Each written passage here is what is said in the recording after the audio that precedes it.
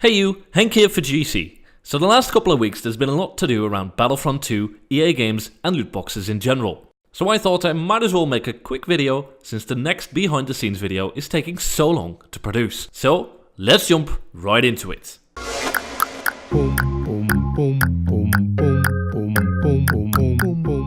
So Battlefront 2 is the DICE produced, EA published successor to Battlefront 1 from 2015. That game was received to rather lukewarm reviews. The multiplayer was decent, but the game had no single player except for a player versus bot mode. DICE knew it had to step up its game for the next one to keep fans around and promised a single player campaign and a more expansive multiplayer in the style of the old LucasArts produced Battlefronts.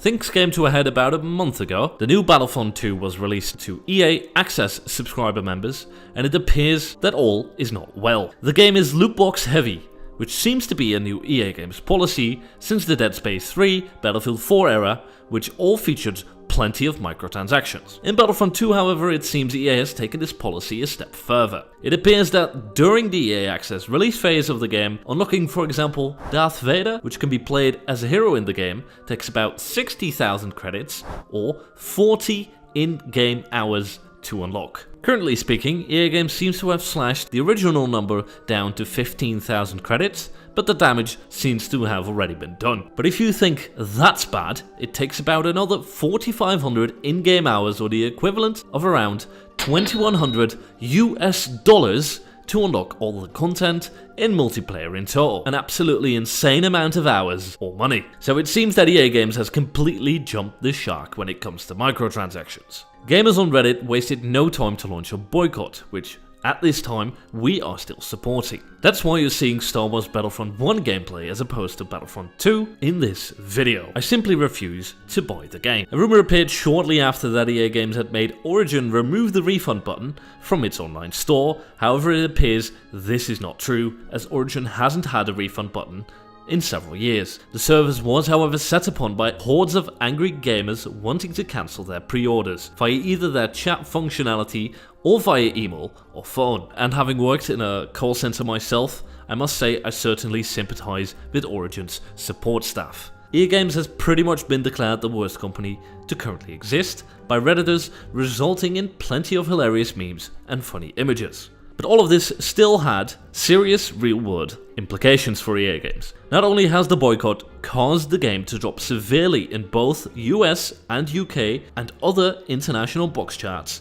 it has also sparked investigations by consumer protection agencies. In Belgium, for example, this will very likely result in legal action, as Belgium's consumer agency is now calling for an all-out ban on the loot boxes phenomenon, calling it akin to gambling and putting young children and people with an addictive personality, like myself, at risk.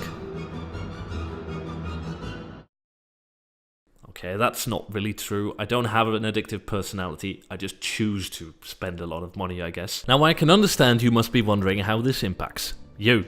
You might not have pre-ordered the game, or maybe you're such a big Star Wars fan, you might want to get the game regardless of what kind of business practices it's involved with. However, EA Games' current microtransaction policy is extremely worrying. The game has been pretty much custom tailored to get you to buy loot boxes with real currency, even though you've already paid 60, 80 or 120 euros or dollars depending on which version of the game you've bought or pre-ordered. The system itself allows you to buy loot boxes with in-game credit too, but there is a chance that you might get cards which you already have in your inventory to stop you from progressing too quickly. Battlefront 2 also features an arcade mode that pits players against bots. However, when you play this mode for too long, you will get locked out of earning any more credits, further impeding your progress. The game in its release date is pretty much comparable to some of the dodgiest mobile games currently on the App Store or Google Play Store. EA Games have since rolled back the microtransactions for Battlefront 2, but it's very possible that they will try to reintroduce them when much of the criticism against it has died down. So the boycott is to make sure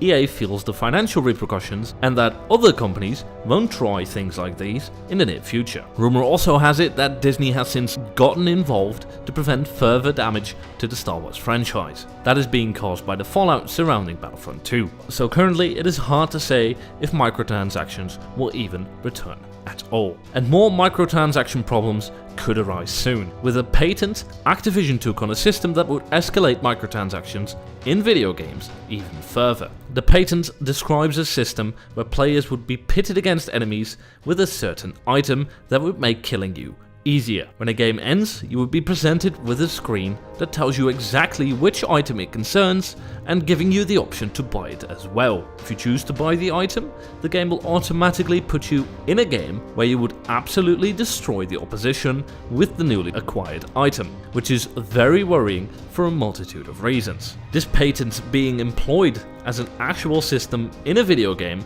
is still a good while off. However, it could be a sign of things to come. Therefore, it is good to see that gamers are taking action to prevent these shady business practices from catching on in the near future. And these have been the events up until this point. And that was it for this episode of GC. I hope you've enjoyed it. Certainly let us know what you think about it in the comments. If you feel I missed out anything, you can let us know that too. The next episode will be part of the regular scheduled uploads. I'll make a renewed effort to start uploading more frequently and in accordance with the schedule I've set for myself. Regardless, thank you for watching and we'll see you next week.